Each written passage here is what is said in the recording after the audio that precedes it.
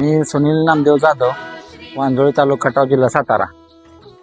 माझा बैल आहे हा. 3 बैल आहेत. ह्या बैलाला मी औषध चालू केलं A1 विराट बुलपावर. तेव्हापासून बैलात फरक पडलेला म्हणजे मेंटेन झालेला आहे. बैलाचा पहिला पाय मोडला होता.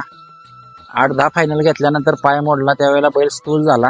पुन्हा एक 5-6 महिने बैल काय शर्यतीला नेलाच नव्हता. एकदम बैल जाड झाला, बोजाड झाला. आणि हे औषध चालू केल्यापासून त्याच्यामध्ये फरक पडला म्हणजे त्याची तब्येत मेंटेन झाली. कारण त्याचा पाय मोडल्यामुळं व्यायाम देऊ शकत नव्हता. त्या औषधामुळं पुन्हा म्हणजे ते तब्येत एवढी मेंटेन झाली की ते चकाकी आली. त्याचं एवढं मेंटेन झालं की खाण्याचं पचनक्रिया बिघडली होती, ती सुद्धा व्यवस्थित झाली. अगोदर तो जागेवर असल्यामुळं खायचा, ओलं खाल्लं, मका घातली, कासगवत घातलं, वाळकी वैरण घातली, तरी पण त्याचं ते चाराड बाहेर पडायचं. अगदी हिरवगार किंवा वाळकी वैरण घातली तसंच चाराड बाहेर पडायचं. पचनक्रियेतून त्याचं शेण पडायच्या ऐवजी ते तोंडावाटे पडायचं. हे औषध चालू केल्यापासून त्याचं पचनक्रिया व्यवस्थित झाली, सुरळीत एकदम झाली.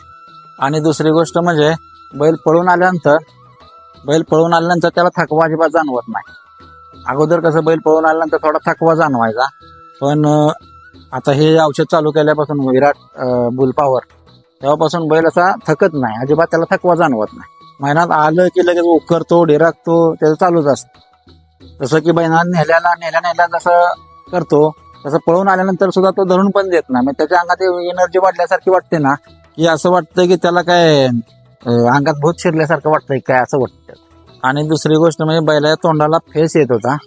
काप घातला किंवा जर नाही घातला तरी, आणि त्या फेसाचा उग्र वास येत होता, खराब घाण वास येत होता. तो पण हे आपल्या विराट बुलपावर वापरल्यापासून तो पण एकदम कमी झाला. म्हणजे जवळजवळ थांबलेलाच आहे.